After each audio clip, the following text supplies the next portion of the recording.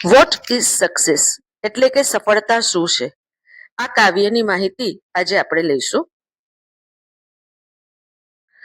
સૌપ્રથમ આપણે જે કાવ્ય છે, પોએમ, એ આપણે વાંચીશું અને સાથે સાથે એની દરેક લાઈનની અંદર કવિ શું કહેવા માંગે છે તેની માહિતી લઈશું. તો સફળતા એટલે શું? To laugh often and much, to win the respect of intelligent people and the affection of children. એટલે કે આપણે રોજ ખુશ રહીએ, આપણે હસીએ, મજા મસ્તી કરીએ, જો એવું જીવન જીવીએ તો આપણી સફળતા છે. Two win the respect of intelligent people એટલે કે બુદ્ધિશાળી લોકોની, હોશિયાર માણસો જ્યારે આપણા વખાણ કરે અથવા તો આપણા માટે એમને આદર આવે તો આપણું જીવન સફળ છે. And the affection of children, નાના બાળકોને આપણે પ્રેમ કરી શકીએ અથવા તો બાળકો આપણને પ્રેમ કરે તો એમાં આપણી સફળતા છે. To earn the appreciation of honest critics and endure the betrayal of false friends. એટલે કે જે આપણે કઈ કાર્ય કર્યું હોય તેમાં કંઈક ખોટું કામ થયું હોય તો આપણને એ કડક શબ્દોમાં આપણે જે ખોટું કાર્ય કર્યું હોય તેની માહિતી આપે, એટલે કે ક્રિટિક્સ આપણને કંઈક ખરાબ કર્યું હોય તો એની માહિતી આપણને આપે સાચી રીતે.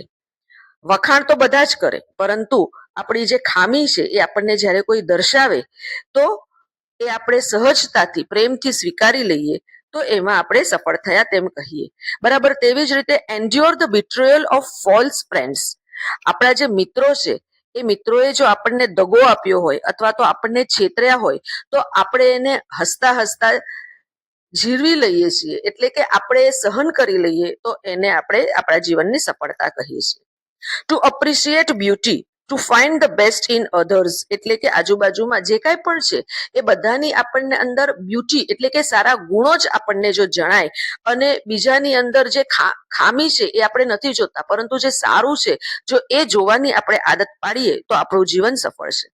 Two leave the world a bit better whether by a healthy child a garden patch. To leave એટલે કે જ્યારે આપણે આ દુનિયા છોડીને જઈએ ત્યારે આપણા થકી કોઈ એક સારું કાર્ય આપણે જો અહીં કરીને ગયા હોઈએ તો આપણું એ જીવન સફળ છે. તો કયા કયા કાર્યો આપણે કરી શકીએ છીએ? જેમ કે to leave the world a bit better whether by a healthy child, a garden patch or a redeemed social condition. એટલે કે પાછળ જે વ્યક્તિઓ છે એ વ્યક્તિઓના જીવનમાં તંદુરસ્તી રહે, પર્યાવરણ જે છે એ પર્યાવરણમાં આપણે કંઈક નુકસાન ન થાય એવા કોઈક કાર્ય કરીને જઈએ.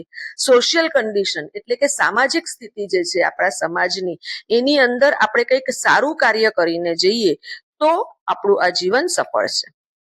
Two know even one life has breathed easier because you have લિવ્ડ.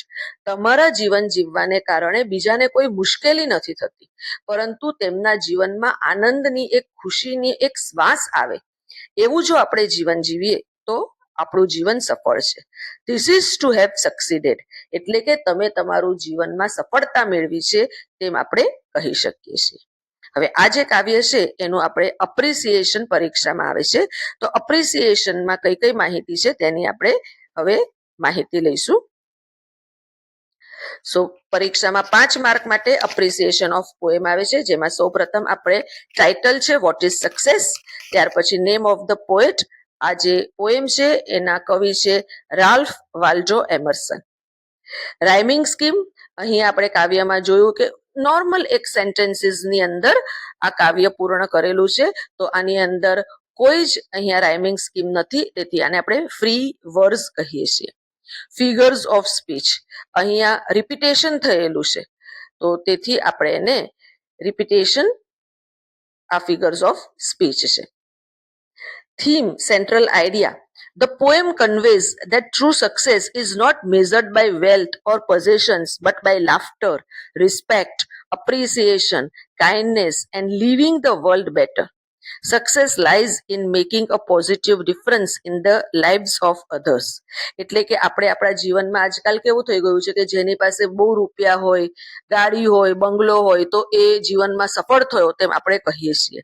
પરંતુ કવિની ભાષામાં આ જે ભૌતિક સુખ સુવિધા છે, મોટું ઘર હોય, ગાડી હોય, બંગલો હોય, તો એ સાચી જીવનમાં સફળતા નથી. પરંતુ જીવનમાં સાચી સફળતા કઈ છે કે તમે રોજ સવારે ઉઠો ત્યારથી લઈને રાતે ઊંઘો ત્યાં સુધી તમે તમારા જીવનની અંદર ખુશી વ્યક્ત કરો, તમને આદર મળે, તમે કોઈકને આદર આપો, તમે બીજાના વખાણ કરો, બીજું તમારું વખાણ કરે, દયા ભાવના તમે એકબીજા ઉપર રાખો, અને જ્યારે તમે આ દુનિયા છોડીને જાઓ ત્યારે લોકો તમારા સારા કર્મો, તમે જે સારા કાર્ય કર્યા છે એ બાબત ઉપર તમને જો યાદ કરે તો તમારું જીવન સફળ થયું તેમ આપણે કહીએ છીએ. આ કાવ્યને લગતા થોડાક સવાલ જવાબ છે જે આપણે જોઈશું. સૌ પ્રથમ છે સિમ્પલ ફેક્ચ્યુઅલ એક્ટિવિટી, જેની અંદર the poet says that the success is. તો અહીંયા ABCD 4 ઓપ્શન આપેલા છે, જેમાં સાચું છે સી, to laugh often and much. The poet wants us to earn the appreciation of honest critics. The poet wants us to appreciate beauty. The poet wants us to leave the world a bit better. There are dash lines in the poem. તો total કુલ અહીં 14 line આ કાવ્યની અંદર આપેલી છે. તો આ જે simple factual activity છે એ કાવ્યને વાંચીને આપણે એના જવાબ જે છે તે સાચા આપણે ટીક કરવાના છે. A2 complex factual activities. અહીંયા સવાલોના જવાબ આપેલા છે. What is success according to the poet Ralph Waldo Emerson. એટલે કે કવિ રાલ્ફ વાલ્ડો એમર્સન ના વિચારો મુજબ સાચી સફળતા શું છે? તો according to Emerson, success means laughing often, winning respect, earning appreciation, enduring betrayal, appreciating beauty, finding the best in others, leaving the world better, and making at least one life breathe easier because of your existence. એટલે કે જ્યારે આપણે આ દુનિયાની અંદર પૃથ્વી ઉપર જીવીએ છીએ, અહીં આપણે કાંઈ પણ રોજ સવાર પડે આપણે હસી શકીએ, બીજાને આપણે આદર આપી શકીએ, આપણે એકબીજાના વખાણ કરી શકીએ, આપણા મિત્રોએ ક્યારેક આપણને કે સગા સંબંધીઓએ ક્યારેક આપણને કોઈક નુકસાન આપણું કર્યું હોય કે આપણને છેતર્યા હોઈએ તો આપણે હસતા હસતા સહન કરી લઈએ, આપણે બધામાં જ સારા ગુણો જોઈ શકીએ. આ બધા જો ગુણો આપણે આપણી અંદર કેળવીએ તો એ આપણા જીવનની સાચી સફળતા છે. Question 2. Which lines tell you that a parent, a good gardener, a social reformer are all successful? તો આ કાવ્યની અંદર કઈ એવી લાઈનો છે કે જેને કારણે આપણને આ જે સોશિયલ ગાર્ડનર, સોશિયલ રિફોર્મર સક્સેસફુલ છે એની આપણને માહિતી મળે? તો અહીં 3 થી 4 લાઈન છે જેમાંથી આપણને મળે છે, જેમ કે the lines to leave the world a bit better, whether by a healthy child, a garden patch, or a redeemed social condition, show that a parent, gardener, or a social reformer are all successful. કારણ કે બાળકને યોગ્ય રીતે તેનું પોષણ કરવું તે એક પેરેન્ટનું કાર્ય છે, વાલીનું કાર્ય છે. બરાબર એવી જ રીતે ગાર્ડનર, માળી જે છે એ આ પર્યાવરણ જે છે, બગીચો છે એને સુંદર બનાવે છે, અને સોશિયલ રિફોર્મર એટલે કે સામાજિક કાર્યકર્તા જે છે તે સમાજ માટે કંઈક સારું થાય એવા કાર્યો કરે છે. તો આ ત્રણેયનું જીવન આવા યોગ્ય કાર્ય કરવાથી સફળ થાય છે તેમ આપણે કહીએ છીએ.